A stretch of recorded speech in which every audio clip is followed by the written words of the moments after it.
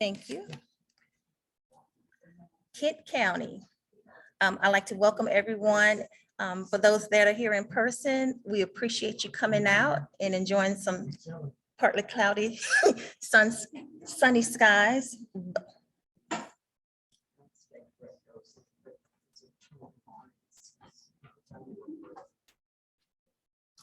But today we do have a full agenda, and many of you have had a chance to look at the documents that were sent out.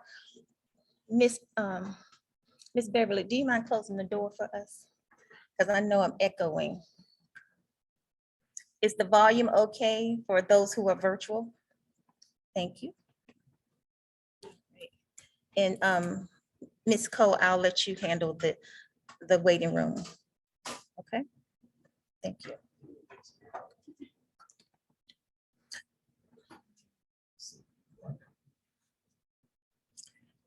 Today we'll be focusing on some of the activities we have engaged in for the year 2021 through 2022, but we want to make sure that we start branching out and thinking about what more we can be doing within our community to make sure that our state is one of the best states to live in and to, as we say, show our democracy, because we want to make sure that it stays intact.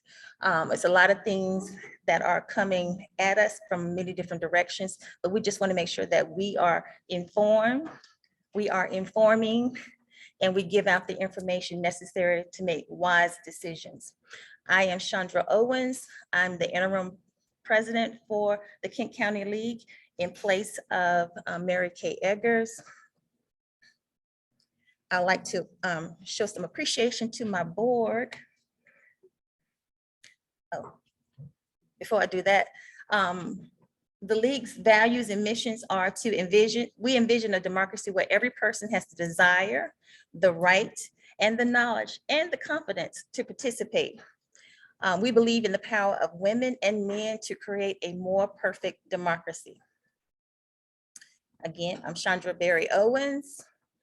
The current elected officers and directors, Mary Kay Eggers, me, Mary Ann Cole, Christine Stilson, Beverly Jackson, Sharon Morgan, Crystal Hamilton, Lester Stilson, Peggy Swaggart, and Ellen Waspy, who have been making sure that the League of Kent County has been moving and grooving, even though we have been mostly virtual. But I appreciate everything that you have done. So again, I welcome you. And now I would like to extend an opportunity for our Delaware State President, Gwendolyn Miller, to provide some greetings to us. Ms. Gwen.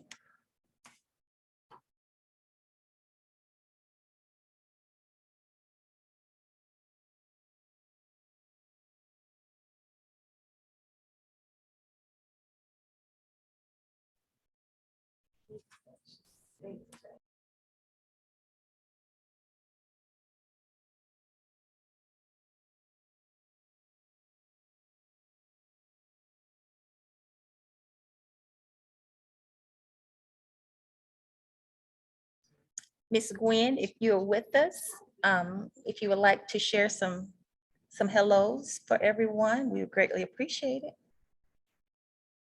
If not, we can circle back. You might want to come off mute. Do you have to unmute?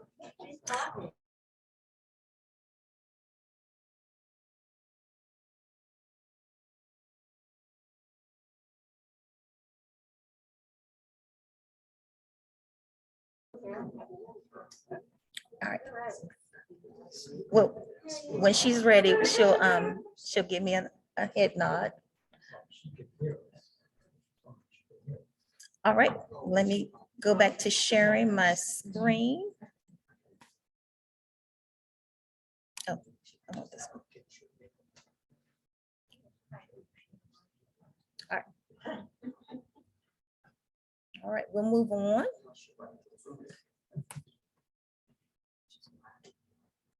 Oops, I'm moving too fast. All right.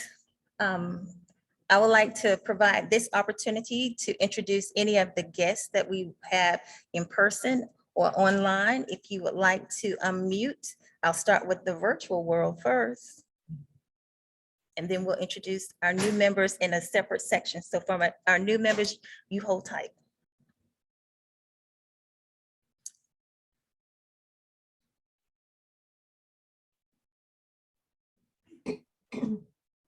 I'm Mary Ann Coe. I'm the webmaster and the second vice president for the League of Women Voters, Kent County. And it's really good to see everyone that I haven't seen in a long time. Thank you, Mary Ann. Turn the volume up a little bit. I can't. Yeah. Hello? Hello? Go ahead, Crystal.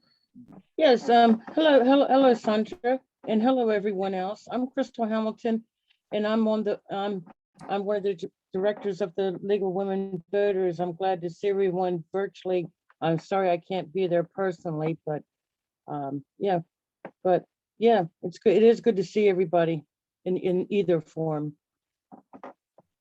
Thank you. Thank you.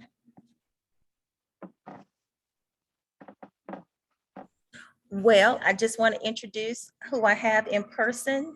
On the front row, we have Gina. Yeah. And on the second row, I believe from the left, we have Nancy. Nancy Franco. Beverly Jackson. Thank you. Janine Climo. Christine Stilson. Les Stilson. Les Stilson. And Gwen Elliott. I don't know if everyone can see. And Peggy Swaggart is in the back. I think you can see her on the corner. Okay. Well, we'll move right along if my progression slide.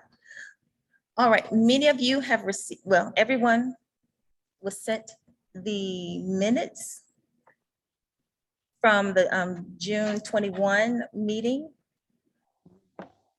Miss Christine, you want to come up and ask if there are any edits? I have the meetings here, the minutes here, please, and then I wanted to ask you if you have seen any corrections that need to be done from the minutes that are provided. On the first page under proposed budget for 2021. Last sentence should read, a motion was made by Chandra Owens, seconded by Les Stilson to approve the budget. And we have seconded by Les Stilson and voted on, that can be removed, and then the motion carried unanimously. Thank you. I'll make that change. I think that's the only thing. Anything else? So that's from last year's. Yes, we do that at the annual meeting. All right. If there are no more edits to be made, by your consent, we will accept the minutes as updated. Thank you, Miss Christine. Miss Miller, are you ready to provide some greetings? I keep looking up. I just need to go forward. Hello, everyone. Thank you very much for introducing me. I appreciate that.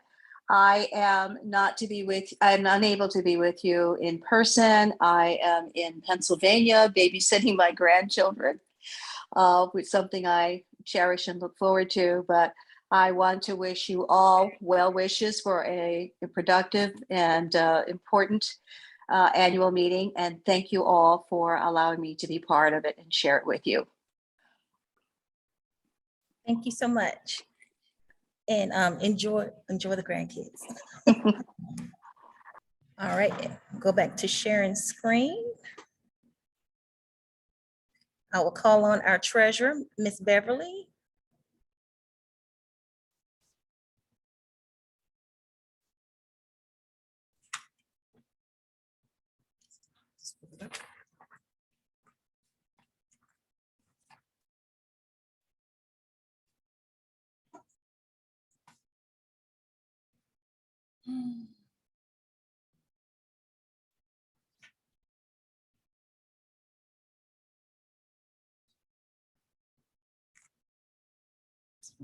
There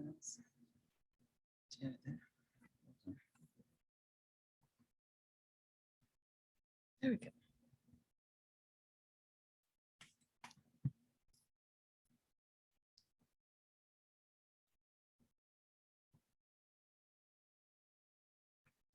Good afternoon, everyone. And our budget is usually an easy document to review. Our actual, how do I move things up? Up and down arrow. Page up. Is it on the screen? Okay, got it. Or it's, I'm trying to get to right there, get the cursor over there.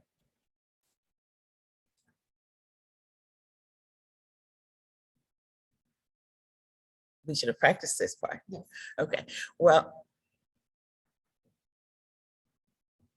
Our proposed budget for 2021-22, our total income was projected at $4,350. But our actual, I can't see all the lines, our actual was $2,275. But you notice that we have a lot of zeros in expenses for year to date because we didn't do a lot of in-person things. We didn't do any printing. We didn't receive this year any funds through our league that had to be directed to the LWV Education Fund. And we have a sad zero yet again at in-kind donations, which is something that we're going to encourage people to do because all of you who are here at the meeting or making an in-kind donation by donating your time to the business of the league. And we'll have to get the paperwork out to you via email so you can start keeping track when you're online for a virtual meeting, or if you're making phone calls to get people to attend the meeting. Those are all things that contribute to the bottom line of the league. We had literally no expenses in 2020 for the 21-22 budget year, except for our website subscription, which thanks to Mary and Co. allows our local league members to access all the documents related to the LWV of Kent County. You can see your membership list there. You can see our policies and procedures and bylaws. You can see upcoming meetings. So all the resources that we used to make copies of and hand out or mail are actually available on the website. You just have to create a username for yourself. We also had an expense for PMP, which is the dues that we pay to our state and national league. And that's a per member payment. And the rate for the per member payment is set locally by the state board and nationally at the national convention. And the rate per person hasn't changed, but our expense varies based on the number of members we have in any given year. So our PMP payment was 72% of what we had budgeted. So we were within our guidelines. So when we build the 22-23 budget, it's based on how many members we think we're gonna have in terms of identifying our dues, setting a number for dues. It's based on an estimate of contributions. We've estimated in-kind donations because we're going to do more work to get more of you, encourage more of you to make notes of the time that you donate to league.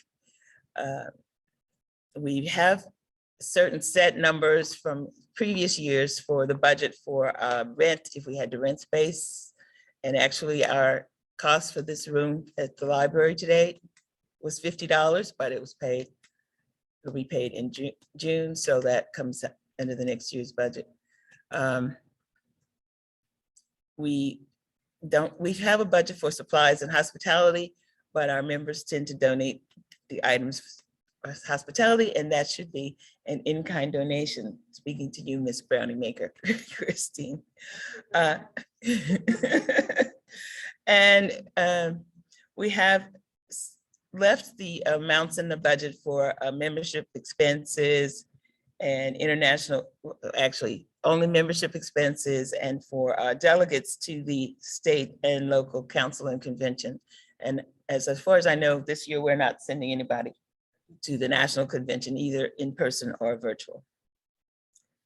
So.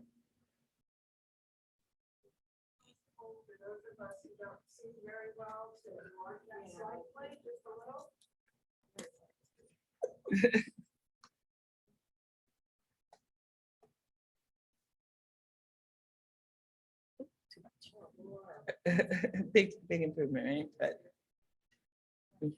so much better, right? Oops, I shouldn't move things. So we just, I think we just sort of. Is that better? Okay, so in terms of income, we projected our income in 2022 at $2,000, and it was actually from dues, and it was actually 1,815. But we increased our dues projection to $2,145 for 22-23 because we are anticipating that we may get a few more couples, and we have an increase in individual members as well. Oops, come on. I have enough trouble with my own laptop. With the, okay. Yeah, that should move it, right? Let me do it. I got that other screen up there. All right. But you can see we had limited expenditures. No expenditures really, except in the category of the website subscription, which we've already talked about. So we basically keep our expense projections flat because we haven't had the activity. Now, hopefully, when we do the 23-24 budget, we will have had more activity that required expenditures as well as the produced income. And we'll see some expenses and some numbers growing there. So what we're proposing is a budget for 22-23, projecting total income at $4,145 and the equivalent on the expenditure side so that we have a balanced budget. So we can't plan for a budget that's out of balance. Oops. And just so you know, we do have a bank balance that's close to $6,000 at this time, but the budget is based on the projected income and expenses. Any other questions for those of you who can now see? Yes, Liz? Beverly, approximately of the dues that our members pay, Mhm. how much of that dues is actually available for the Kent County League? Now you're gonna ask me to remember what the PMP is per person. But you can see that we paid our PMP this previous year. We had budgeted $490 and we paid out $352, but that was for the members that we had as of December 31st, 2021. And the same for the state. So the PMP payment is made in June for the National League. The bill comes in June, and around September for the state league, or I probably have those reversed. We pay I think it's the reverse, that the national PMP usually comes due in September. So I'd have to go back and pull out the invoice, but we have a low fee for dues. We have a $55 for individuals and $82.50 for a two-person household. So the point is, I think it's like we don't get to keep 100%. No, nowhere near 100%. It's probably we may have maybe a 60-40 split, but I could look that up. That's a good question, Les. Why have you not asked that before? Yes. Are you We had been a fiscal year that ended March 31st. But at our last meeting, we voted to change our fiscal year to July 1st to June 30th.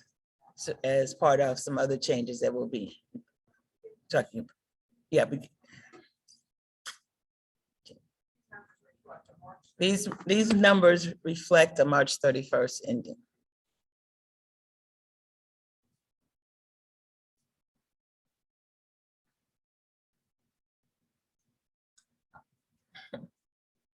Madam President, back to Are there you. any questions coming from virtual?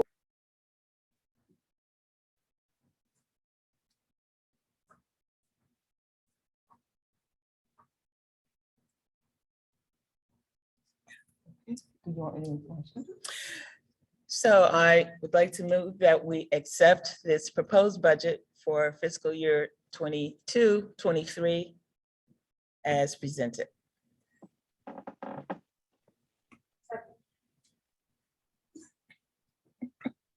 Thank you. It has been moved and second by Les Stilson to accept the budget as presented.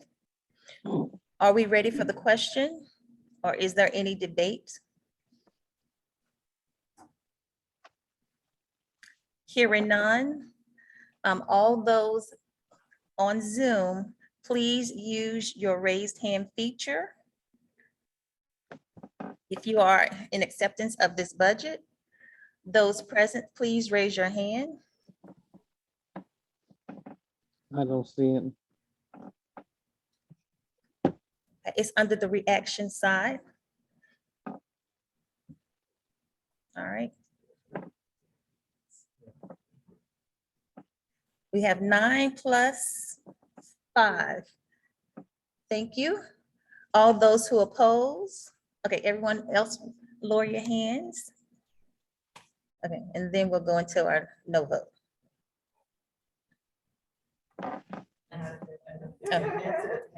I got it. I'm asking too much. Okay, all those who oppose the budget approval, please raise your hand now. All right, the motion carries. Thank you very much. Now have your budget moving forward into our new fiscal year. Thank you so much, Ms. Beverly. I'll stop sharing. Are there any questions thus far for the meeting? Share screen. Okay. Next, we will have, I do believe it is our membership chair will come and provide a report. Miss Peggy.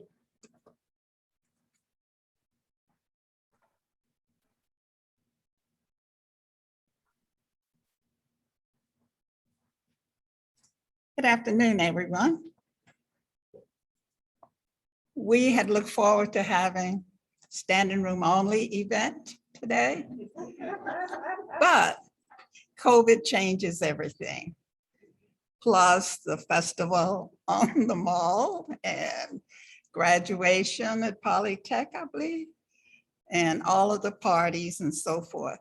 But for those of you who are here, thank you. For those of you who are at home watching, we appreciate your participation too. This is kind of an exciting day for us because January 1st, we launched a recruiting effort, and we promised that any member, dues paid member, would receive a gift if they recruited a lot of members. If they recruited new members, of course. However, it's always easy to go back to the fact that we did have COVID. Some of us are wearing masks, some are not.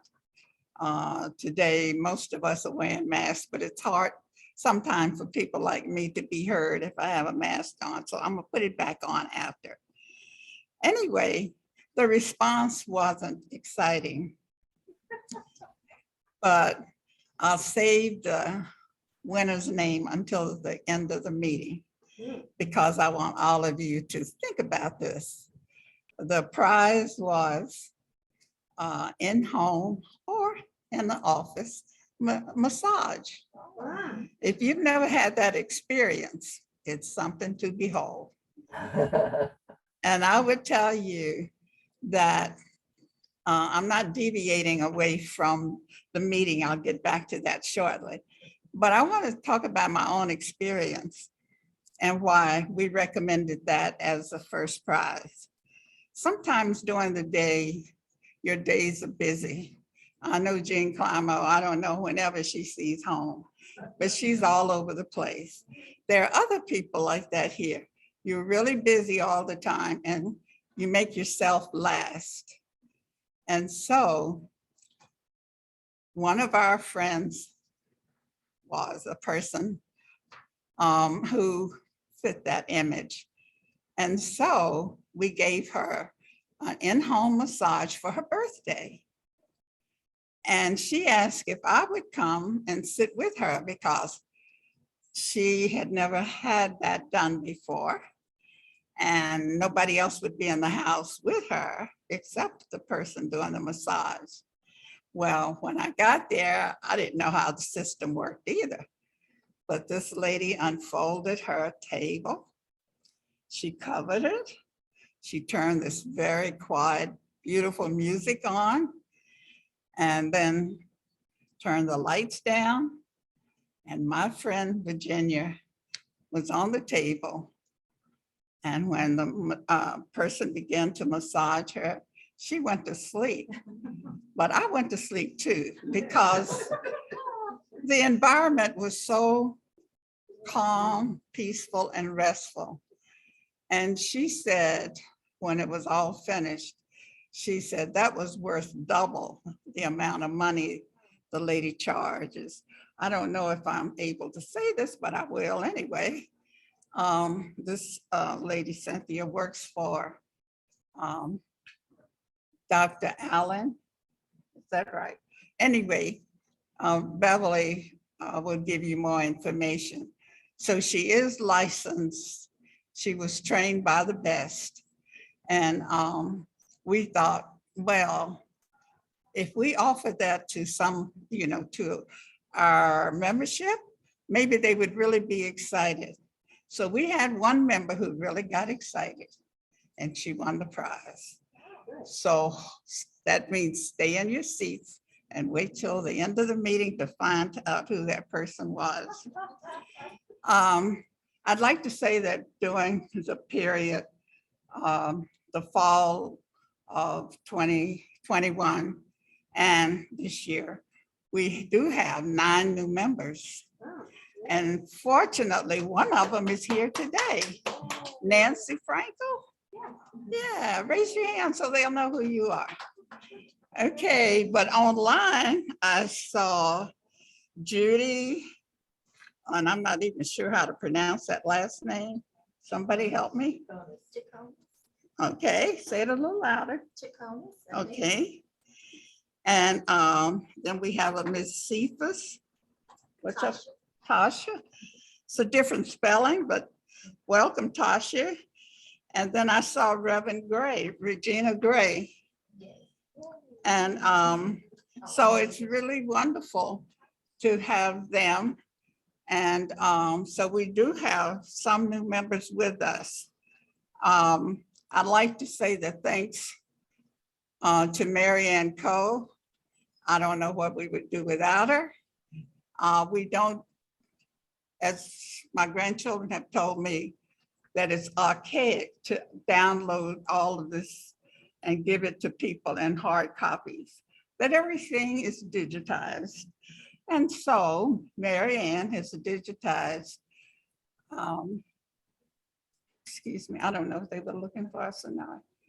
Excuse me, some people were peeping in the door. We welcome everybody though. So Mary Ann Coe has made it possible for our members to go online and download the directory, and that includes the specific information that we think you should have.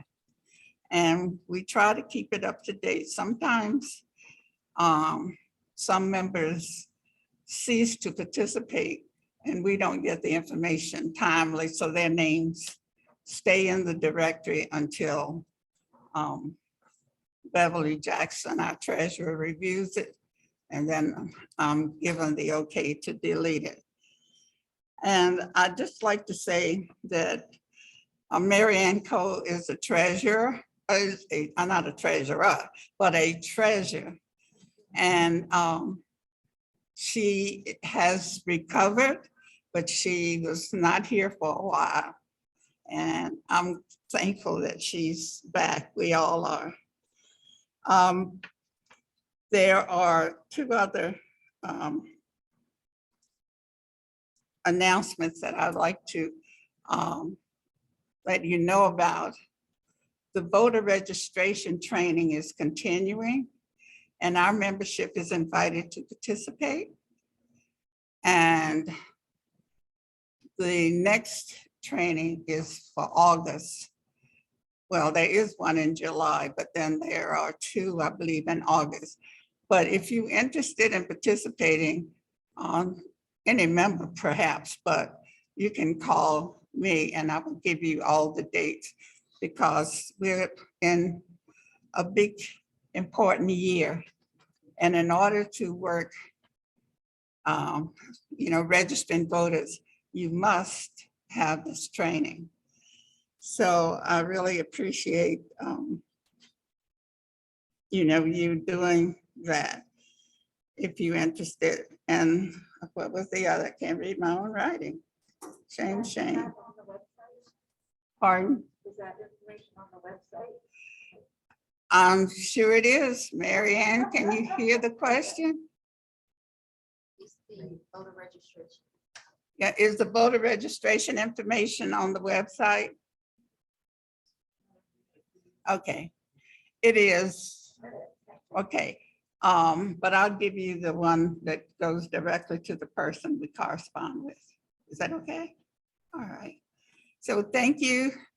And we are continuing to recruit. We welcome you.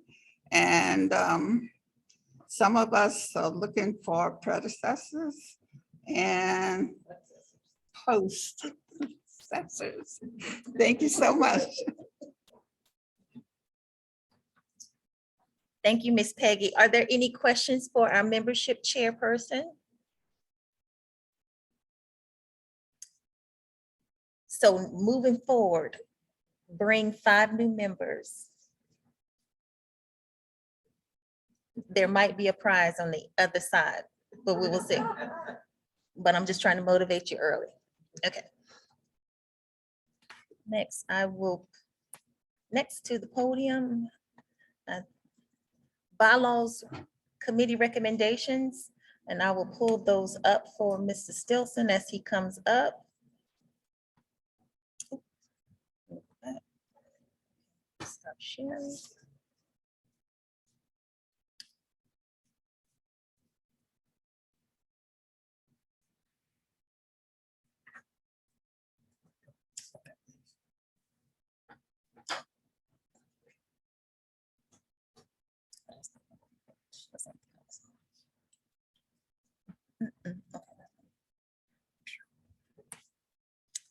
Downloaded it. Put it.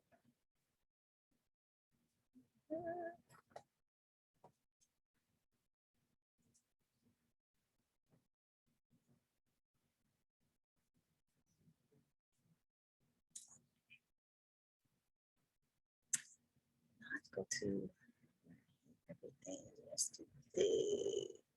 Use the one that's sent out. Fine, it's okay.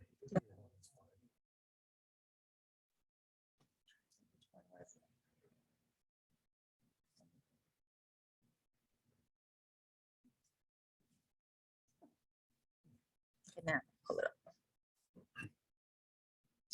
Mhm. Here. Share.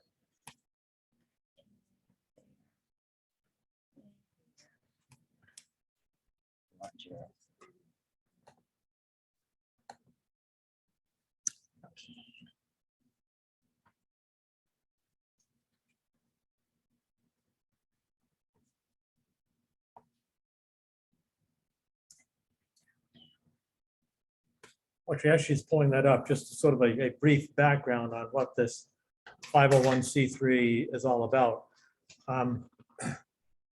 Several years ago, all of the leagues in Delaware and probably across the country pretty much were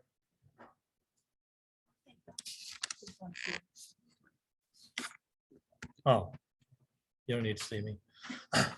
They were 501c4s, and which means it's not a nonprofit in the fact that the dues and everything you pay are not tax-free.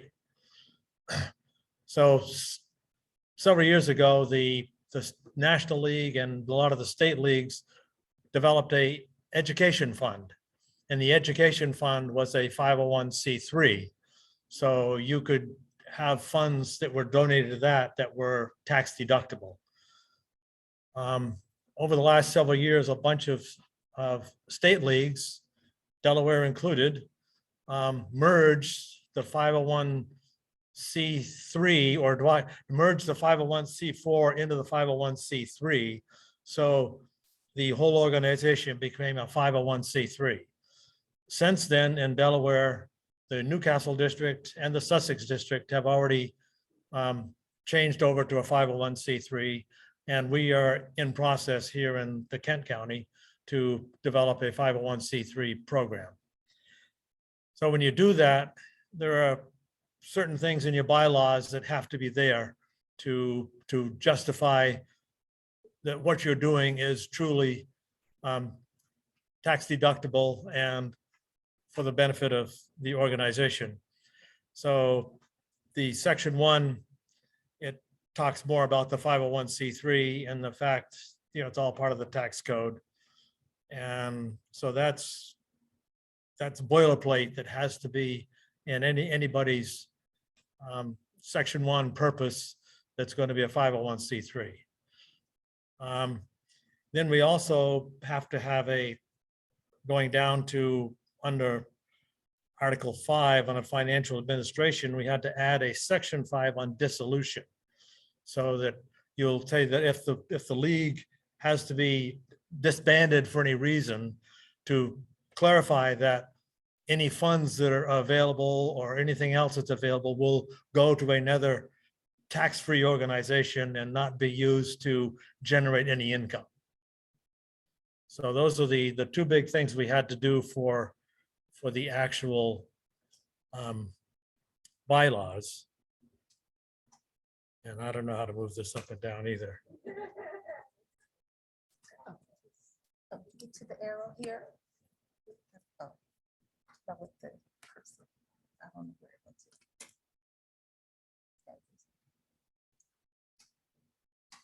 And then where it says, under part 5, question 2, this is part 5, question 2 of the application for a 501c3. You need to have a conflict of interest policy. So the state league has a conflict of interest policy. And so I went and looked at that and included that here as a sample that I think, but this is not part of the bylaws. This is part of just our policies. So under normal league operations, the things that are in the policy section are approved by the board.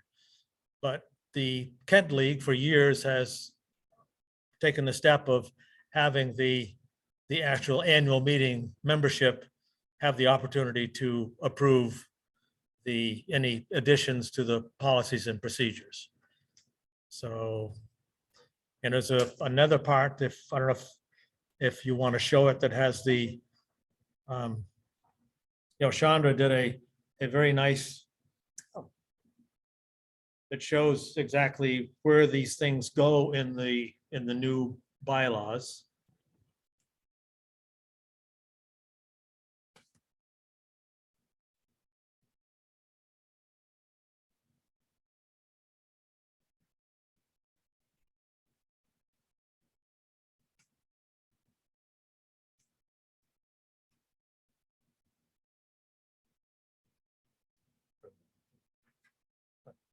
So you can see the old purpose was very short and not terribly descriptive. The new purpose is much more specific and tells you exactly, what the purpose of the league is in no uncertain terms. And then you go down to the other one is, of course, it's a whole new section. It's not currently in the bylaws at all. So it's just a brand new section that takes up a fair amount, and that just goes through, how we would liquidate everything to make sure that there's no funds, utilizable that aren't going to another nonprofit organization. So, are there any questions? I'm sorry, did you make that designation to whom the, if you have any money left over, it would go? I think it goes to I'd have to read for sure. It's another league organization. To another organization which is organized and operated exclusively for charitable and educational purposes, and which has established its tax-exempt status under such designated tax provisions. So we can identify another league within the state or to Easter Seals. Or any other, normally you'd probably go to another league first, but you could, if you had a particular nonprofit that you wanted to support. And the reality is that this league does not have a lot of assets. All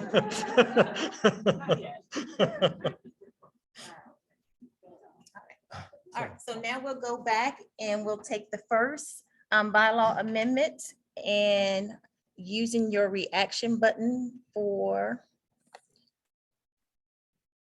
under Article 2, Purpose and Policy. You've read the proposed wording. He's given the rationale and the purpose of updating this particular statement.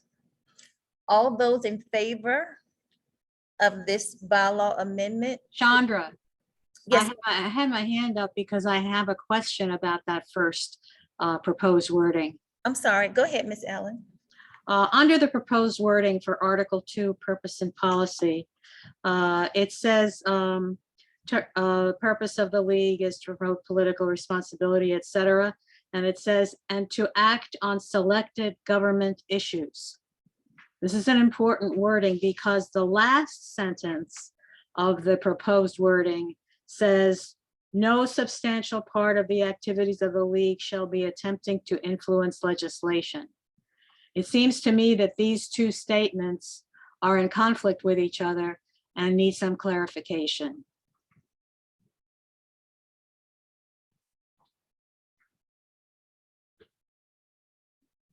All right, we're going to have Mr. Stilson come back to clarify.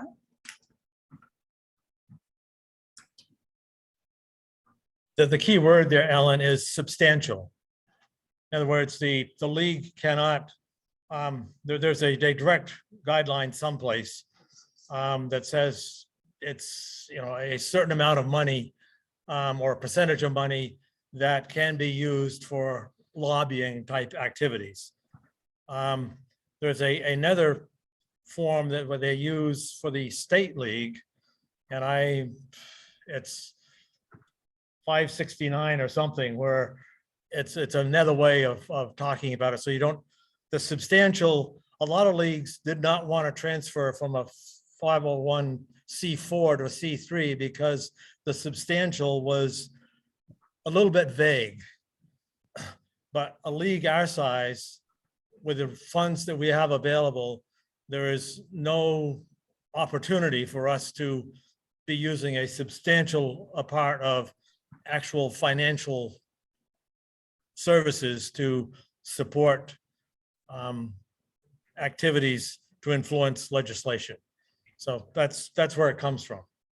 So it's strictly applied to financial obligations and not to activity, because if we factor in, which we're encouraged to do, in-kind activities as part of the financial income, then you have the Observer Corps and so on and so forth, part of which is for educational activities, but part is clearly for the direction of influencing legislation.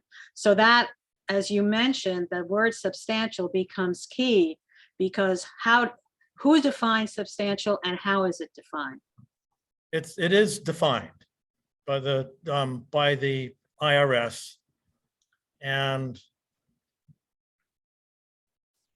but it's not a, we've had this discussion at the state league and the other, I haven't really talked with the other two county leagues, but the substantial part, it's actual cash money. It's not in-kind services. It's not travel. It's not time. It's none of that. The thing we're talking about is actual using, buying a dinner for a legislator, or these sorts of things. It's not about the time that you spend. Okay, I mean, I understand the point, and I think the point is well taken, but it's not clear from the wording that that is actually what is meant. And that's the only reason I brought it up, because your clarification was clear, but the wording leaves open to question. What was my only point, and you've clarified that. Okay, thank you. Ms. Norman, you have a question? Hi, yes, thank you. This is Annie. Excuse me, I'm losing my voice. I just wanted to suggest, for what it's worth, I was a member of another organization that had an issue. It was a question, they had spent too much, more than they were allowed. And actually, after that, I was treasurer, but what we did was we put a note in the budget about the definition of what it was and the actual amount. It's a percentage, the percentage that the organization should not exceed to spend on that, so that you're careful not to get in jeopardy there.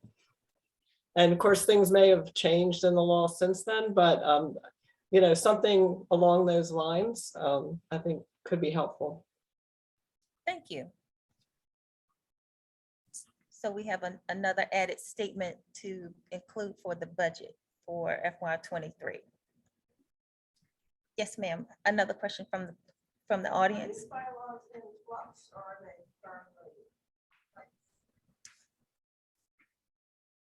The bylaws are always eligible to be amended as long as the body is aware of the changes that are being proposed, and then collectively they decide on how to accept it or not accept it. The current bylaw is on the left. And then the proposed wording is in blue.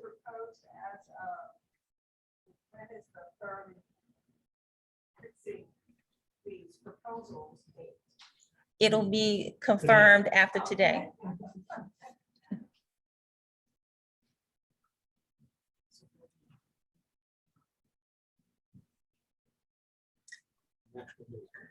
And the verbiage, as Mr. Stilson has stated, is coming from our National League.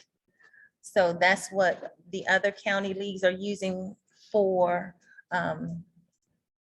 making sure that funds are not substantially outside the range necessary to still be called a nonprofit.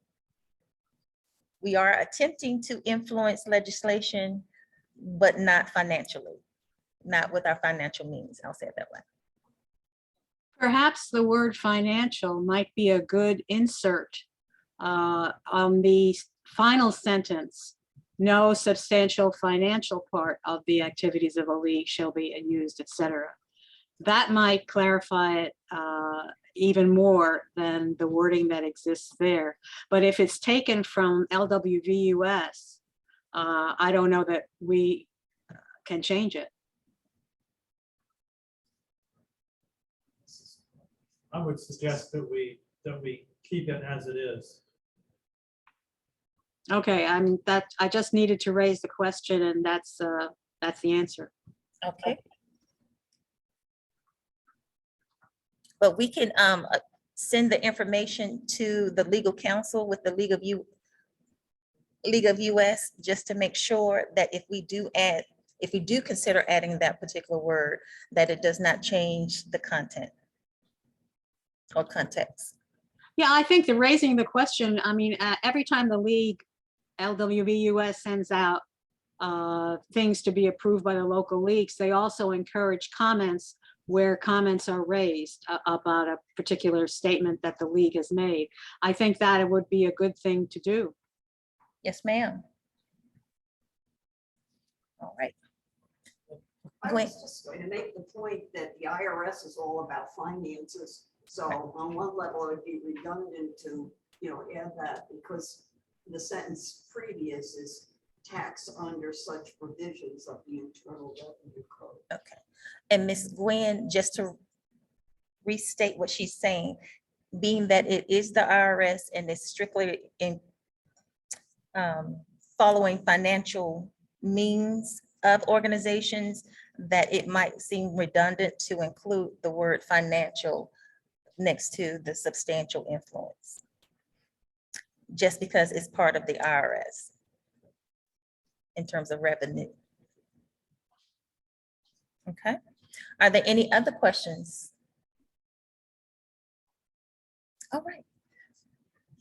We're going to try to use the raised hand feature. So please, members, if you're ready, if you're in agreement with the proposed wording for section 1, I think article 2, please raise your hand in agreement.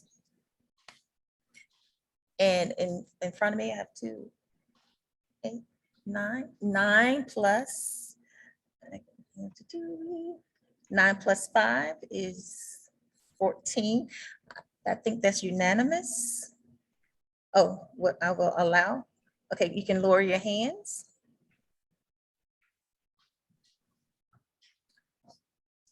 All right, all those who oppose the proposed wording for section 1 in article 2, please raise your hand. Thank you, we have 1. So 14. No, Crystal's hand was up before. Oh. Let me. I don't know if there was any. Okay, well, thank you. So 14 yays, 0 no's. So the proposed wording is now changed. All right, so let's move to the next section. Sorry if this is making you a little dizzy. All right, so this is part of, under the budget committee, well, under the finance part. Let me make sure. Financial administration. Again, the league year now starts July 1. Oh, yeah. All right, so distribution of funds in case of dissolution. Again, this is required as a succession plan in case of an organization that does dissolve its organization and transfer funds in a proper manner to another nonprofit. It does not have to be identified within our bylaws, but it does have to be designated that another same designated organization will receive those funds. Are there any questions on this proposed wording for the new section 5? Okay.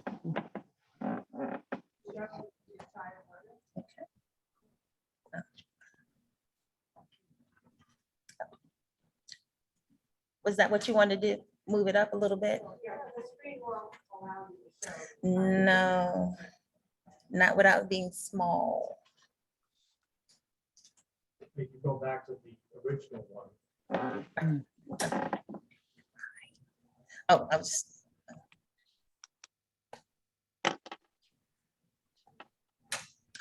All right, are there any questions on section 5 that is being proposed?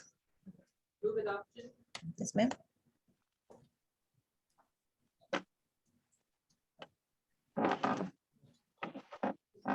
Adoption. Oh, you moved the adoption. I thought you said move it up. She moved adoption. All right. It has been moved and second. Are you ready for the question? Please use your raised hand feature to approve, to accept the new wording for section 5.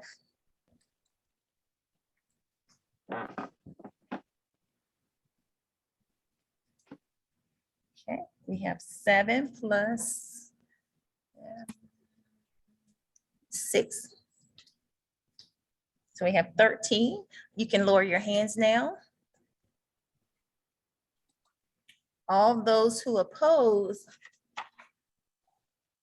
the new wording for section 5, please raise your hand.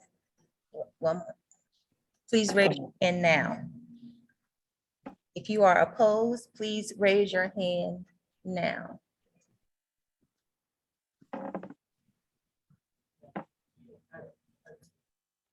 Okay. There are no no's, so we have 13 yes, 0 no's. The motion passed, so we do have 2 updates to our bylaws, and we will consider the conflict of interest policy in our policies and procedures handbook. Thank you very much. I will stop sharing. All right.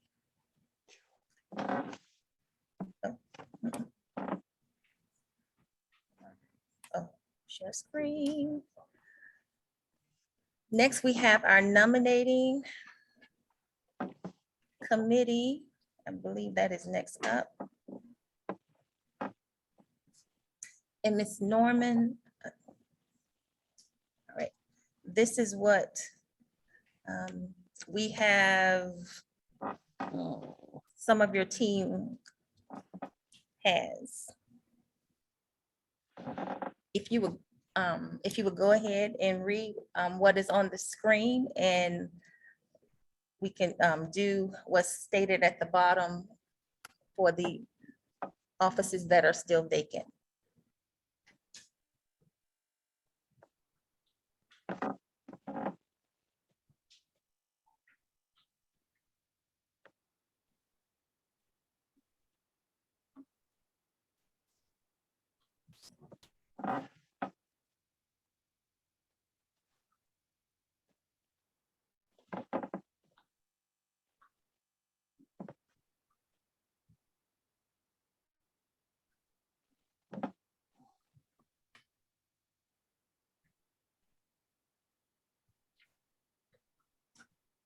So the proposed slate of officers to be elected for 22-24 include for President Chandra Owens, Second Vice President Mary Ann Coe, for Treasurer Beverly Jackson, and for an elected director, Crystal Hamilton.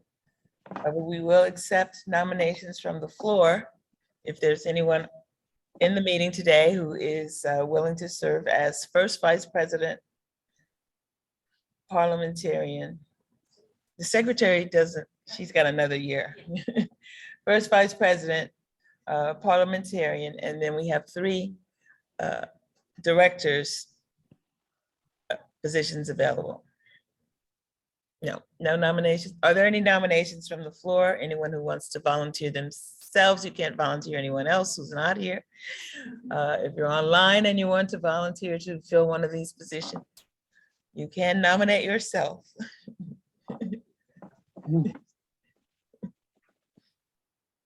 Okay.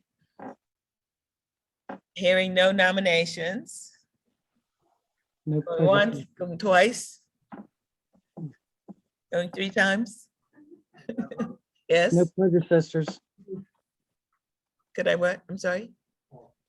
Could you clarify that actually the first vice president position It's a 1 year, oh, it can be is just a appointed. 1-year term, and one of the directors is a 1-year term.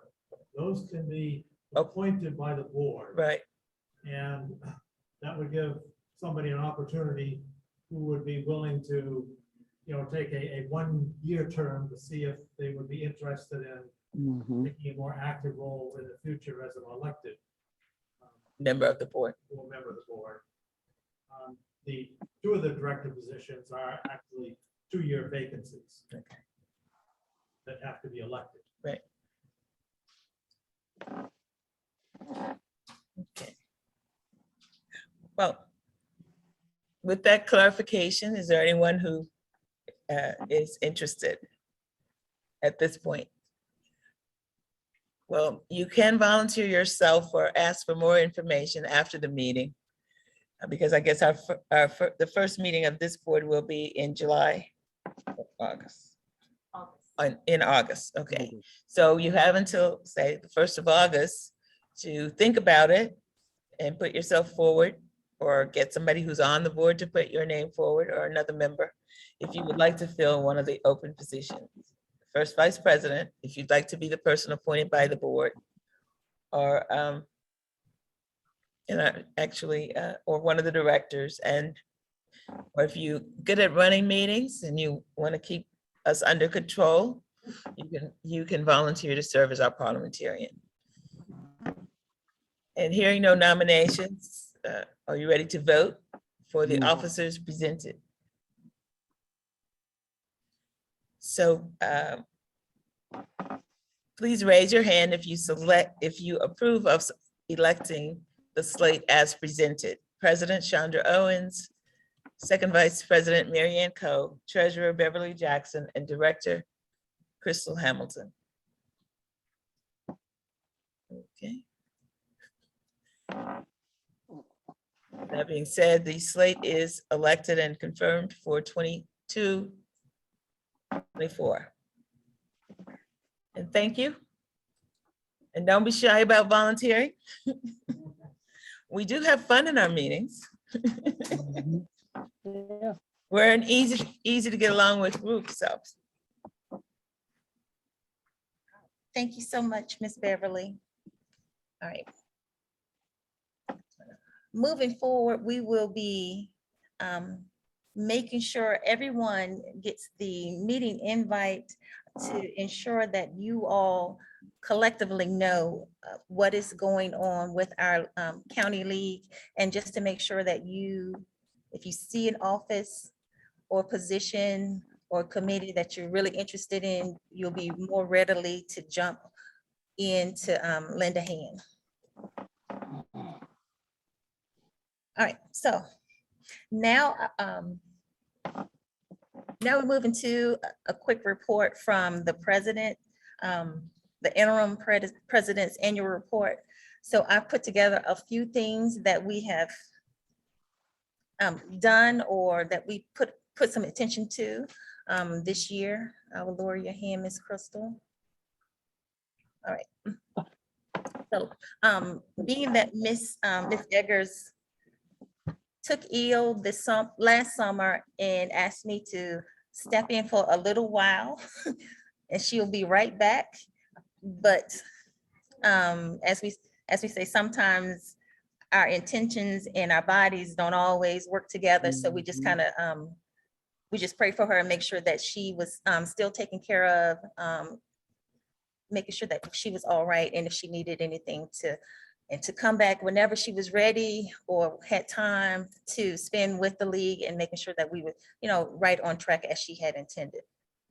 So for this year, we addressed some concern of our unhoused within Dover, especially Kent County.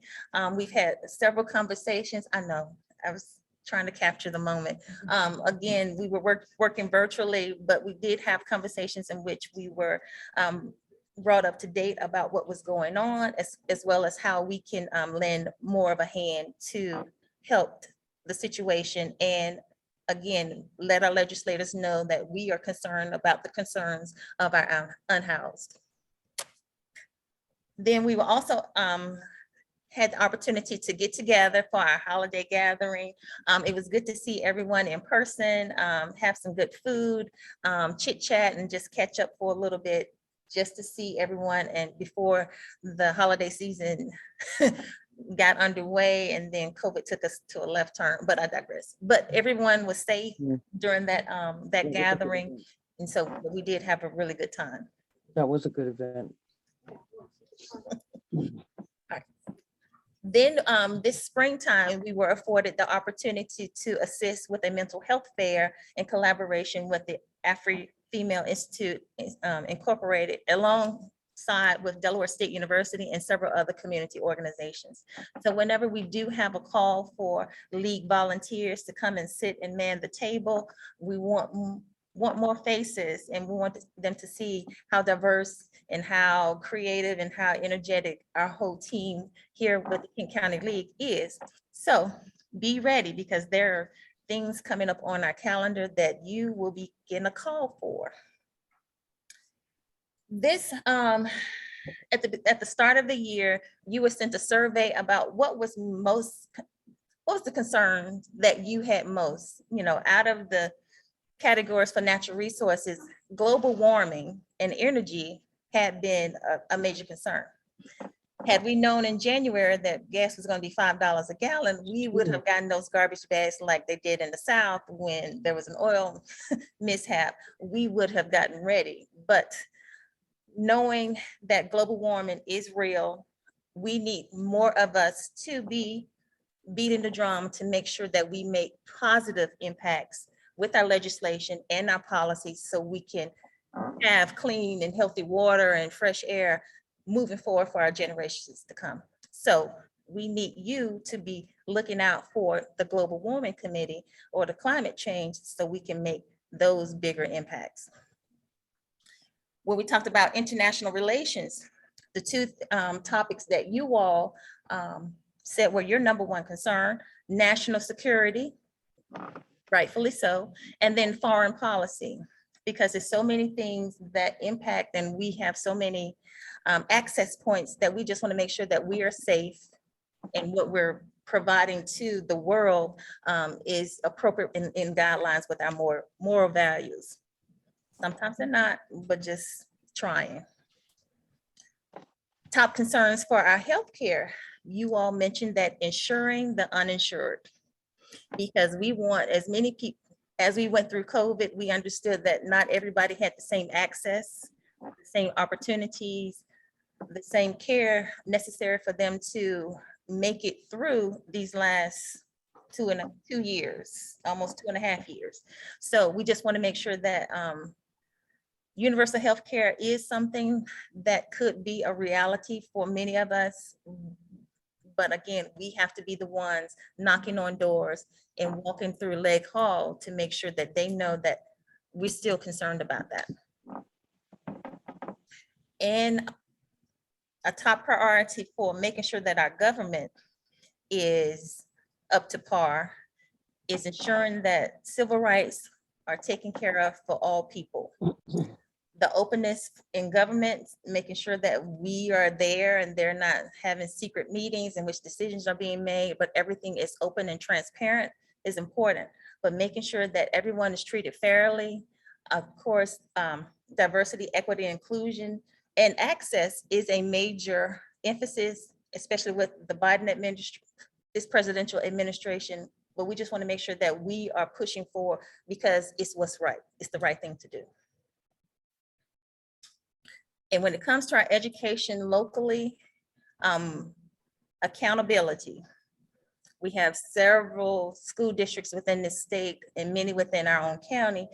We just want to make sure that they are accountable for the funds that they receive, the teachers that they do hold, that are taking care of our children, that are educating our children, and whatever information that they are using that is going to elevate our students so they can be the best productive citizens they can be. And in terms of human resources, the concerns that the two top concerns were income inequity and campaign finance reform. Because some things have gotten out of control, and I don't know if we can wrangle it back into the genie bottle anymore. But again, we must make the attempt and make sure that we are in front of our policymakers to let them know that we're not exactly happy So we must make a difference, do something, change course. And again, income inequity, you know, we just got the women's pay for women's work, the same as men's pay for men's work.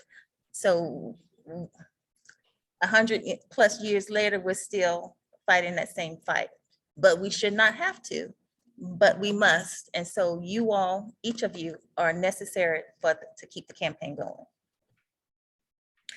And how you would like to participate with your league. The top 4 opportunities you said was the advocacy core. So I want to see a lot of you sign up for that committee, be on the local committee as well as the state committee, so we can have a lot of information that's going back and forth, because we are just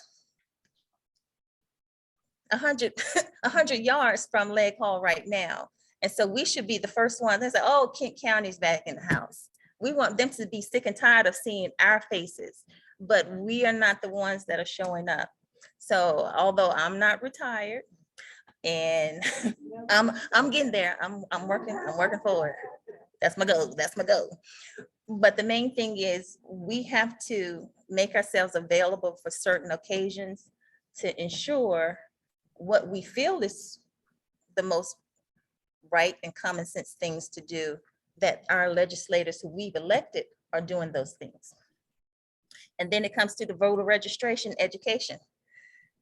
I'm going to be the first, well, I'm being the second person to sign up with Miss Peggy and Miss Christine to update my voter registration credentials, because it's time to make sure that we shake those bushes. And because it's been 2 years since we've been out on the campaign trail, just to ensure that we are providing information. Vote 411 is a great platform that we have available, that we're using, that many of our constituents locally are having access to, because they want to share their campaign platforms with the world and those constituents that they can get as many people touch points. So we need to make sure that they know about it and we share that information so our citizens can make those wise decisions. And then as Miss Peggy it always comes back to membership. We're the ones to do the work. So we need, if we're getting tired or a little weary, then I need you to recruit some help.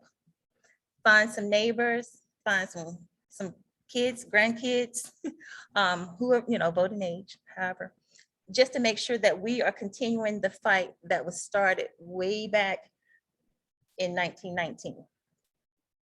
So we just want to make sure that even when they did not have all the votes, they were still knocking on doors and mamas telling their senator sons, you need to do what's right. So it takes women to always stay the course to keep the fight going and to make the difference.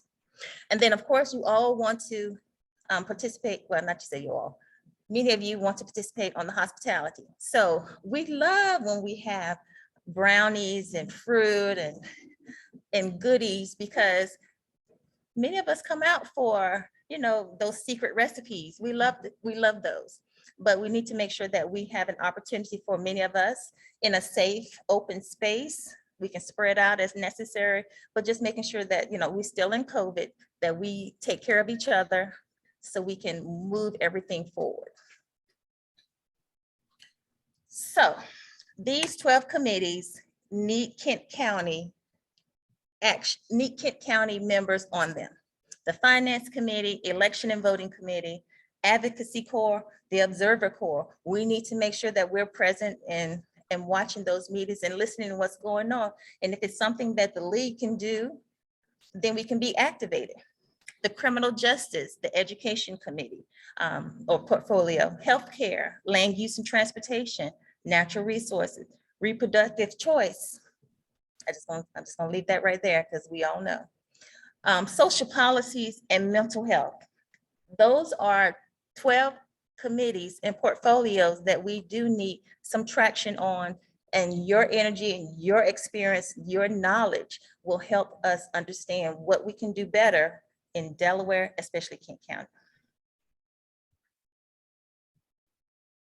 Yes, ma'am. we have 2,000, the National League of Women Voters US National Conference will be in Denver, Colorado at the end of this month, and you can watch it virtually, but I think the sign up closed on June 6th. But we're going to be listening to what's happening. One thing that was mentioned in one of the webinars or workshops is we're trying to move into 2022 with our payments to the US, the National League, because they're trying to remove PMP because they want to be able to have access points where you can pay your membership for Kent County League online. And it will immediately pay the state as well as the county their portion. That's one of the things that are being proposed at the national convention at the end of this month. So we're going to be listening out to see how that's going to pan out, because that's going to make a whole nother adjustment. But they do have a platform in place that they have been working on and have tried it out for a couple of leagues to make sure that it's working. So it will, roll out within the next few months to be officially our access point. So we're not underpaying or overpaying, because you'll be paying directly to the League of US and receiving our portion. And so they're just making sure that everything is coordinated between state and the counties. So we're, officially ready to roll it out. However, knowing my league here in Kent County, you can still mail your payments, and we encourage you to do so. And if you have not, the address will be posted somewhere soon. But just making sure that we're still going to use what's convenient for you all.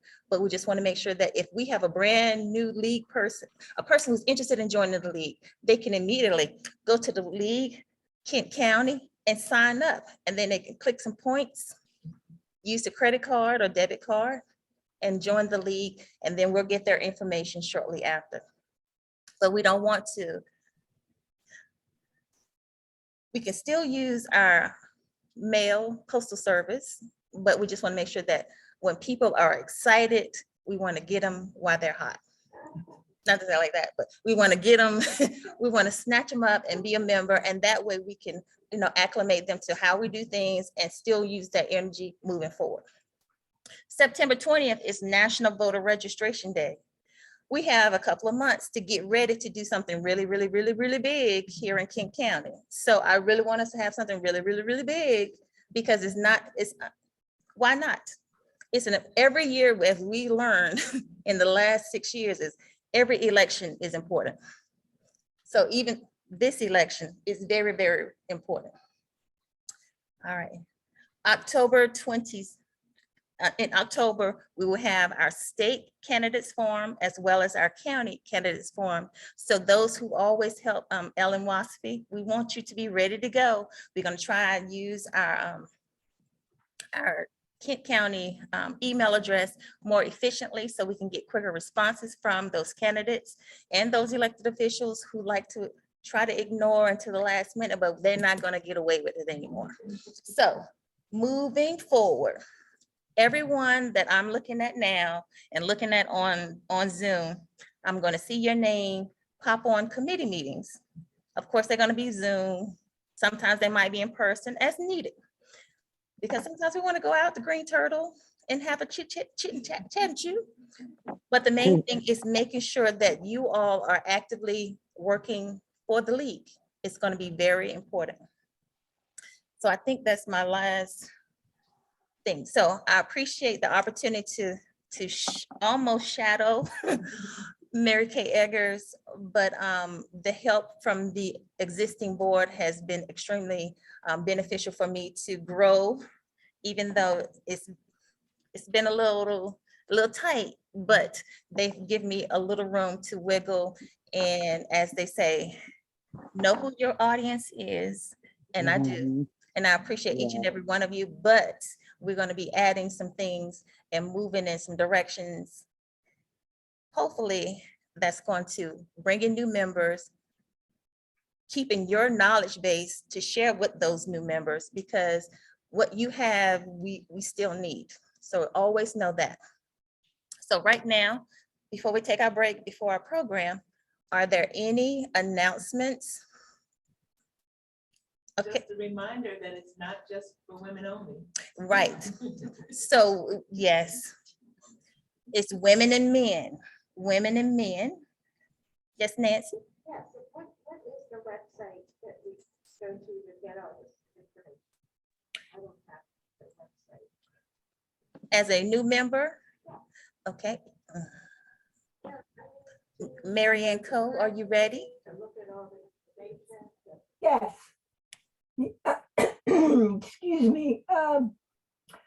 My voice is very good, but I was just wondering if there is, I want people to know that we're looking for some help with the webpage and Facebook if possible.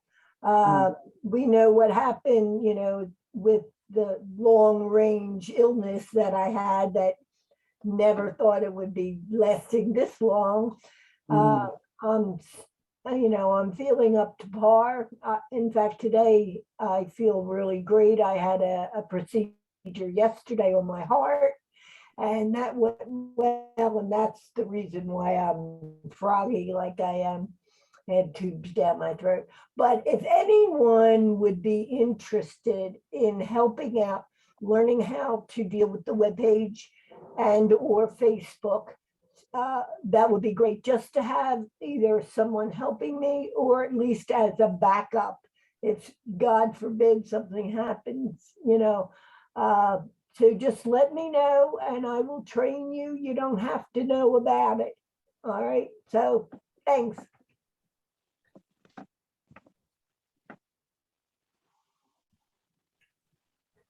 You're muted. Who I am? No, Chandra's muted. All right. She wanted to see the link for the website, so I was going to do a Oh, quick share. And it's, I couldn't tell you what it was, so I had to. And it is my.lwv.org/Delaware/Kent-County-Delaware. Oh, so what you can do in your Google search, do LWV Kent County, Delaware, and it should bring you up. yes. There is a Kent County, Ohio, so just make sure it does say Delaware And Kansas. and Kansas. And Maryland. Yeah, true, yeah. And so she'll set up an email link for you to log in for our new members. So you'll get a login specifically under your email address.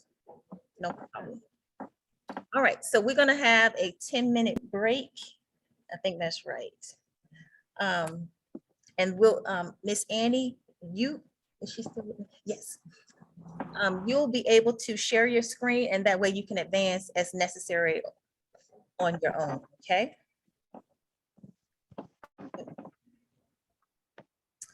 All right, but before, because I was doing too much and I was going too fast.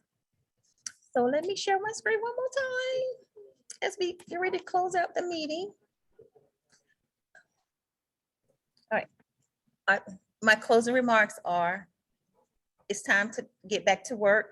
I know we had a little rest with COVID and I'm glad you're safe, but now it's time to put your shoes back on because we got to get outside. All right. Yeah. So,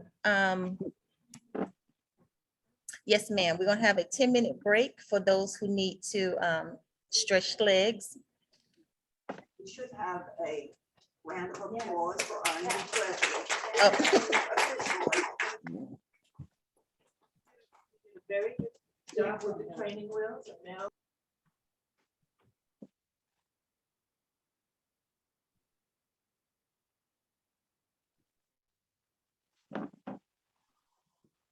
She got muted again.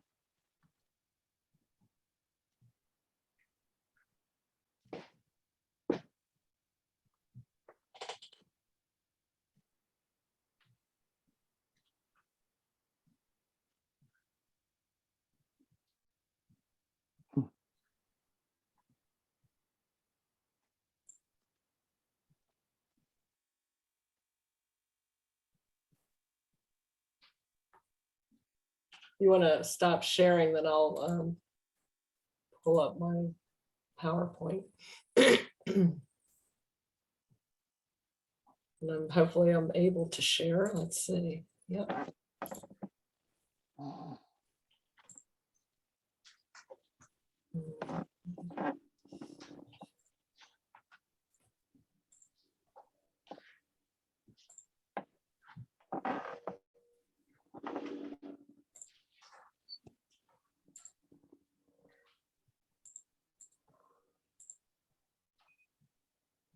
Crystal, can you see that?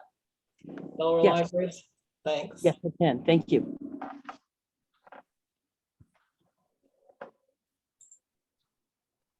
Oops.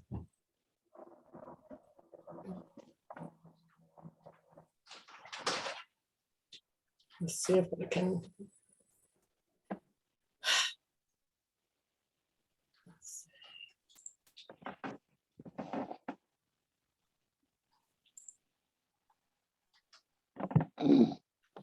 I'll be back, okay? Yeah.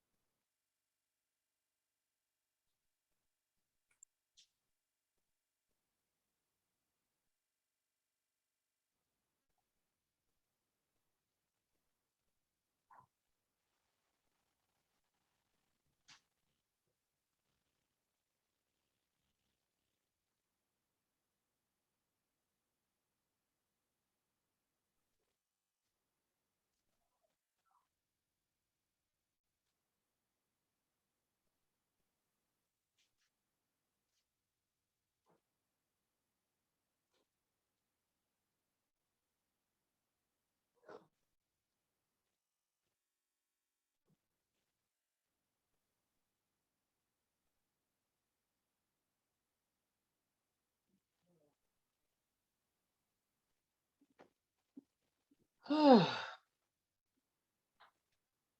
glad it ain't much colder.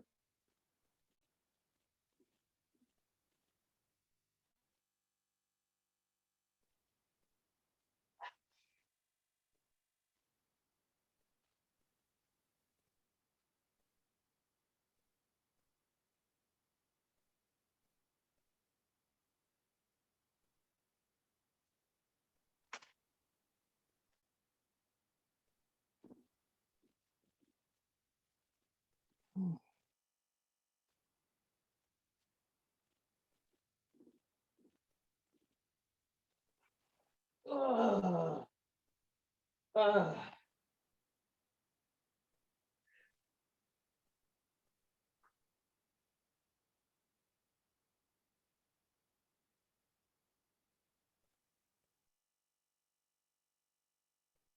This about,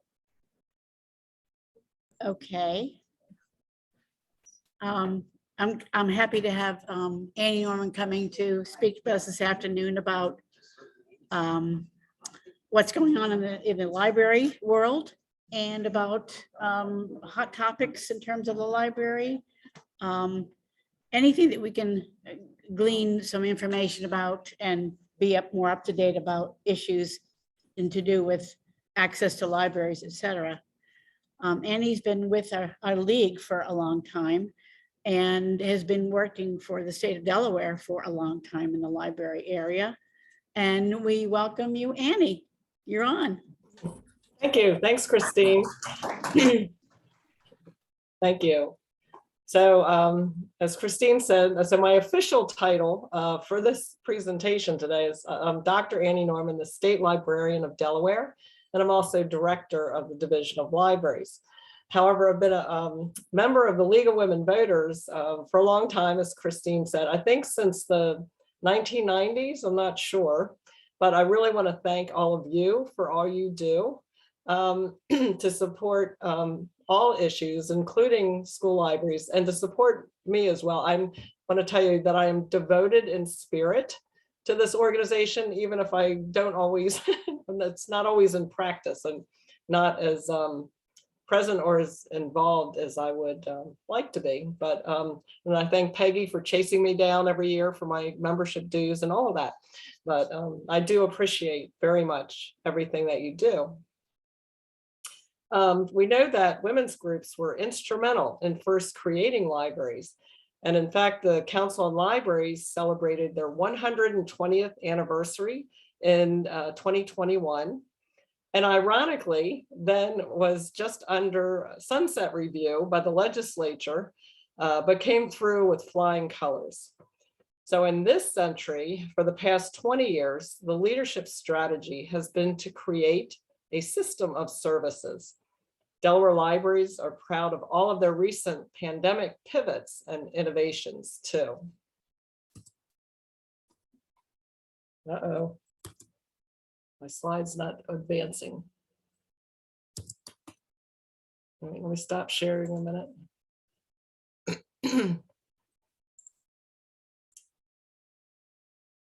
Share screen again.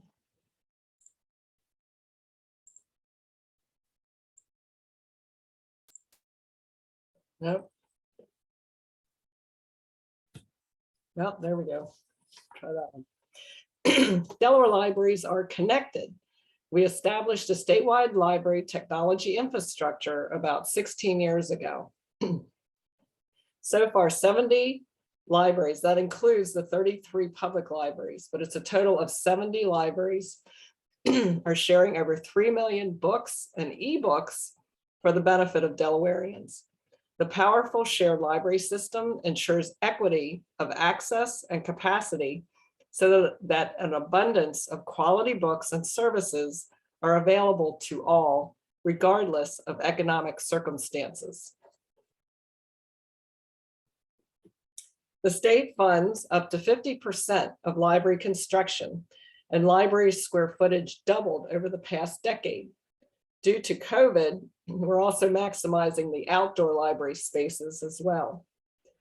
You may have seen that $40 million in state ARPA funds have been committed for library construction. Excuse me, plus the proposed bond bill funding will take us to $67 million for library construction in fiscal year 2023. This influx of construction funds will result in an additional 100,000 square feet for our library's facilities infrastructure. And on my library bucket list has been the Harrington Public Library, which you may know is still an old funeral home. And finally, they're receiving funds for a new building. I'm super excited. The state aid funding, which a lot of the libraries use for staffing, has not kept pace with the construction expansion. Library standards funding is used by libraries to support staffing, hours open, and more. The Department of State, which I fall under the Department of State, Secretary Jeff Bullock, they're working on a solution, and an additional $600,000 was added last year, and an additional $750,000 this coming year. The greatest gap, though, for libraries is in local and county funding. With our technology and facilities infrastructure, we're implementing new tools and services. For example, Nick Martin implemented telehealth and teleservices with funding support from numerous health organizations. And Delaware Libraries received a 2021 Lieutenant Governor's Challenge Award. So we're also, in addition to the booth, we also check out Chromebooks and hotspots to people who don't have internet access. So, of course, we also handed out COVID test kits as well. So what do libraries do? We were originally about books, of course. And in this chart, then this is an organizer that I used to kind of help me strategically. So the Dewey subject categories are across the bottom. Don't worry, no tests involved here. And then the Maslow hierarchy of needs is along the left side. So basically what we're showing here is that libraries support all subject areas, the world of knowledge, the universe of knowledge, and our collections. We have books that span the board, all subjects, all levels, but libraries have expanded beyond collections. Libraries also offer programs and services, and our focus on partnerships has expanded ever since the Great Recession. Libraries are the heart of the community and are a community help desk to support community growth and development. This is just a highlight of libraries, partners, and services, but it's filling up more all the time. It's so enormous, we can only manage by working together, all the libraries and all the organizations, to make our work more seamless and effective for Delawareans. So we're working with DHSS, with Department of Labor, for job seekers. We're generating and making friends and partners with more and more organizations and nonprofits and agencies all the time. Drilling down further at that lower Maslow basic needs level, right before the pandemic, our social innovation team identified that there is a sequence to basic needs. The University of Delaware Institute for Public Administration published a white paper, and in the September 2020 library edition of the Delaware Journal of Public Health, we showed that people in crisis can't focus. They need hand-holding and just-in-time assistance. And Jean may know this very well. The DHSS social workers, Department of Labor employment specialists, the Del State interns, and more at the libraries they're helping, but we need greater staff capacity to provide the basic assistance that's needed. Drilling down further, just focusing on one topic, literacy. Delaware Libraries partner now with Literacy Delaware, who serves adults with literacy, in the National Communities of Excellence that uses the Baldrige framework for collective impact. We're developing a Delaware literacy dashboard across the lifespan, birth through adult, with the goal to include all literacy efforts in Delaware, to identify gaps and increase capacity to improve impact. The weakest link with the greatest potential is Delaware school libraries. Essentially, for Delaware school libraries, there is no legislation, no funding, no oversight, no coordination, no system for school libraries. So what about DOE? DOE says school libraries are the district's responsibility, but there needs to be a system for school libraries. The school librarians, those that are left, are professionals, but they are frontline staff. They don't have the authority or vantage point to fix the problem. They need the Delaware leaders to fix it. In 2016, this Delaware School Libraries Master Plan was released, and it recommends that school libraries become part of the statewide Delaware Library Consortium, that statewide catalog. Legislation, I think it's in the epilogue language, in the markup language, was just passed to add all school libraries to the Delaware Library Consortium. Yay! Which is amazing and is a terrifyingly huge project.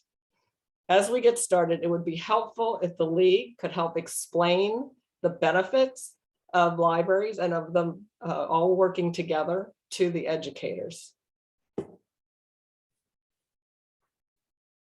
So in the 1990s, and I didn't know if Chris Asay was there, he worked with me through the PTA way back in the 1990s, when we were parents of elementary school kids. I took the book that my son brought home from the school library to the local school board meeting and read, "Someday Man Will Walk on the Moon." That was 30 years ago. And as recently as 2019, right before COVID, here are examples of middle school library books. Opportunities in Office Occupations from 1989. The Third World Today from 1983. The Mexicans in America from 1973. The Abacus, a pocket computer from 1968. The entire library was outdated. At some point, nonfiction becomes fiction. Middle school students don't want to read them, thankfully, and librarians don't want them to. Especially for children in poverty who live in book deserts, lack of access to books in their homes and schools results in poor reading test scores. Similar to food deserts, fast food doesn't supply the nutrition that's needed, and poor quality books in book deserts don't entice children to become readers. Book immersion by connecting school and public libraries will ensure that all Delaware children have equitable access to books, regardless of whether they are taken to the public library. I'd recently, here's a book recommendation. I recently just finished The Power of Regret by Dan Pink.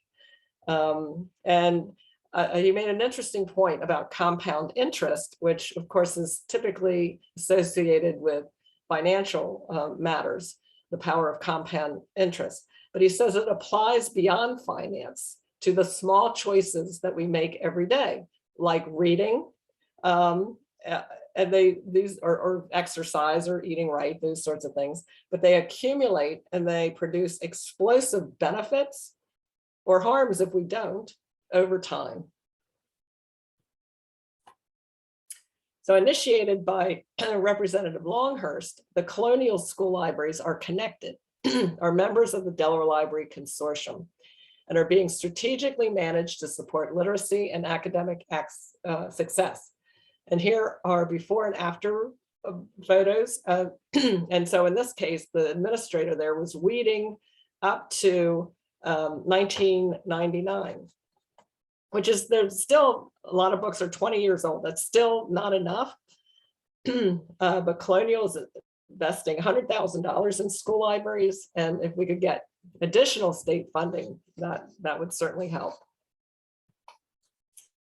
So I've shared this here. I thought you might be interested in it. This is a summary that the Delaware Library Association uses. The summary of the history of legislation and funding over the past 20 years. And this year, as I mentioned, I think we'll get the increase in library standards, $750,000. Still not caught up with all of the increase in the construction. There's the need for more staffing. I mentioned we got that awesome $40 million ARPA funding for construction, plus bond bill funding. That's all very generous, but we need the staffing to support it. We also have Dolly Parton's Imagination Library, which I'll show you in a minute. And finally, that the funds for school libraries. There's $1 million we believe has been approved. And of course, I said it will take a minimum of 3 years. So we need $1 million a year and then $1 million ongoing. So, you know, $1 million forever to support it. With the public libraries, which I mentioned, there's 33, that bringing them together, the technology probably would have taken 2 years. The politics took 8 years. So we'll see how long it really takes to bring the school libraries together. But here's Dolly Parton. You may have seen that she visited recently to celebrate that the Imagination Library program for preschoolers is statewide. And Imagination Library provides a book in the mail each month for children from birth up to age 5 till they start kindergarten. The Delaware Library started it as a pilot in January 2020, right before the pandemic. And as a mail service, it was a perfect pandemic program. And then it went statewide in August 2020. In over 2 years, we're serving over 22,000 preschoolers. And that's about 38% of the preschoolers so far. And our goal is 100%. So Dolly Parton participated in our Passion poster campaign, along with their public officials. And libraries are really appreciative of the bipartisan support. So that's my quick summary of Delaware Libraries. Thank you for your support. And I'm going to take this slide down so I can see you, and I'm happy to answer questions.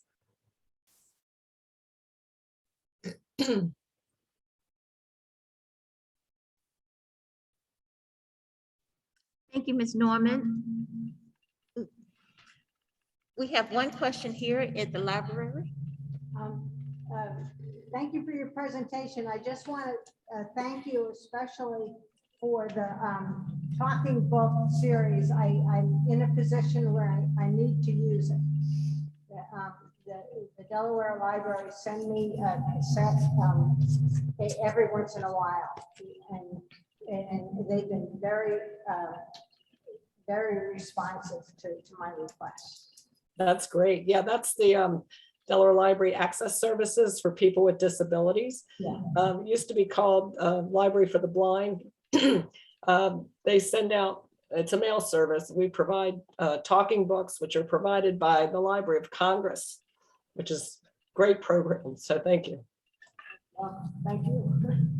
All right, we have a question from Miss Ellen. Annie, hi, it's Ellen Wasfie. I was wondering, in the current political context that we live in, whether the Delaware State Library System and school libraries have come under pressure. We have heard many stories about different states wanting certain books to be banned for political reasons. And I'm wondering if you could give us an idea of how Delaware has been affected by this movement. Great question, Ellen. We have had some intellectual freedom challenges in the past, and Delaware Library Association, excuse me, helps quite a bit with those issues. I haven't heard of any recently, but you know, just from the slide I showed you about the age of the books, that would be my argument. First of all, it's like, look, I'm not even sure these school libraries have money to be buying the current stuff anyway.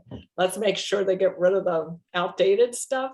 And then we can talk about, you know, concerns about anything current. If they have no budget, they're not getting the current books. So it shouldn't even be an issue. But if a challenge was raised, then the Delaware Library Association goes to work. They work with the American Library Association and some of the other national groups. And if the league would help, that would be wonderful as well. Thank you. Are there any additional questions from the audience or from a Zoom audience? Christine?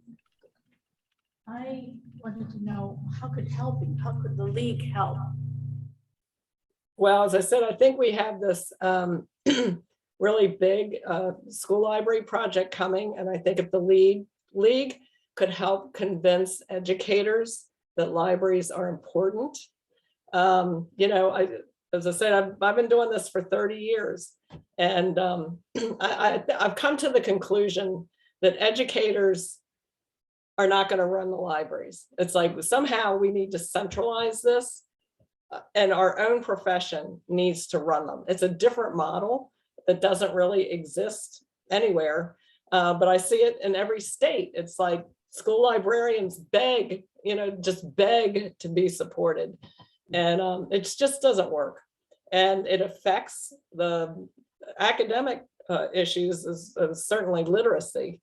And so if the league could just be aware of that and can help raise educators' awareness of that. So currently there's, like I said, there's no funding, no legislation, no nothing. And so a local school library is at the whim of the principal. You know, it's just, yeah. So that the publication that I showed is online, the school library master plan, and that explains the current situation. Yeah. Thank you. Thank you. Well, we're gonna add that to our to-do list for FY '23. So there will be some forward moving, hopefully, especially for Kent County libraries and school systems that we have that we're supporting. All right, I'm gonna turn this down just a little bit. And I apologize for my voice. I got something. Well, Miss Annie, I also want to thank you for allowing us as a Kent County League to house our publication, our newsletter from the county to audiences that come through the library. So we do have access to new persons and to the public to share our information in a way that hopefully we will garner new members. But it's been you that has been the lead in having us to have that type of access. So we appreciate you, and you will be receiving something in the mail soon. Well, certainly, Chris, you know, I think you're working with individual libraries. I think there's more we can do together. We have a very active partners listserv where we have, well, it's statewide, but we have over 300 organizations and over 500 individuals. And you know, you do get a lot of mail, but you know, if a couple of you want to be on that, and then you can send out league announcements on that list. You know, it's just a way of, yeah, and occasionally if I see something, I'll forward it. But like some of your webinars, I just so appreciate those webinars that you had during COVID. I loved getting on those when I could. I thought they were wonderful. Thank you. Thank you. Well, that brings us to the end. And so thank you, Ms. Norman, again for joining us and again presenting information of how we can collaborate moving forward. So we will be having some meetings in some of the libraries so people can come out. So I'm just setting it up. Be ready. But thank you again. And we're gonna get ready to close out. Special thoughts or comments? Oh, I do have an announcement to make. All right, Ms. Beverly?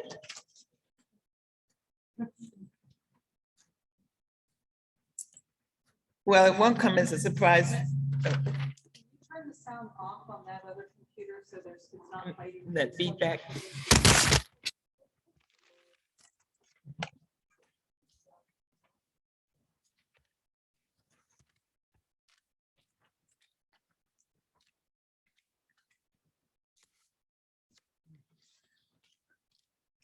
Cut under the curve.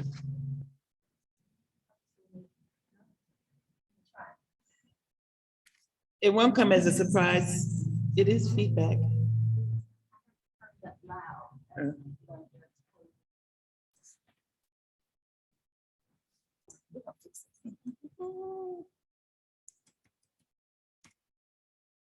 Is this better? No, it's not going to.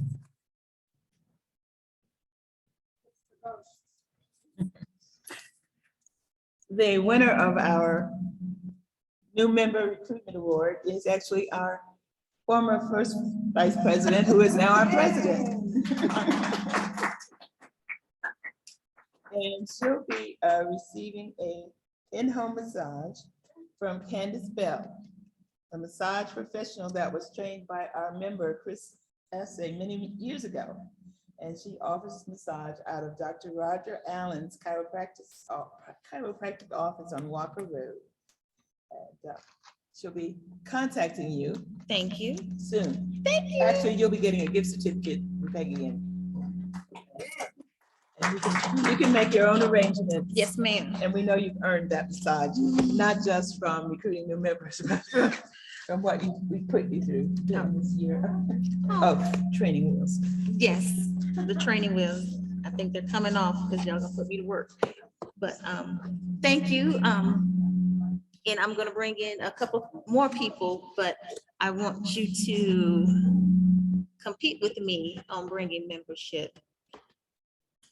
So again, it's not just for our county league is for the state. It's not just for the state, it's for our children and their children's children, because we want to make sure that we do have an environment where they can be wonderful, excel,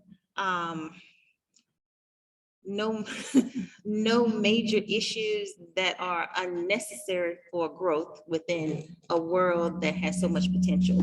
So I appreciate everything, and I'm looking forward to the year ahead. I will continue to send many emails, so that's what I do. But I want you to have that information.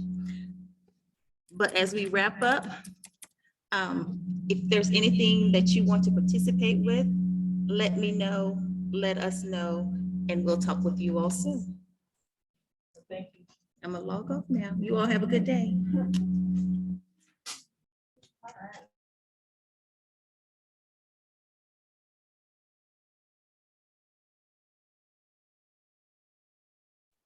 Nice job, Sandra.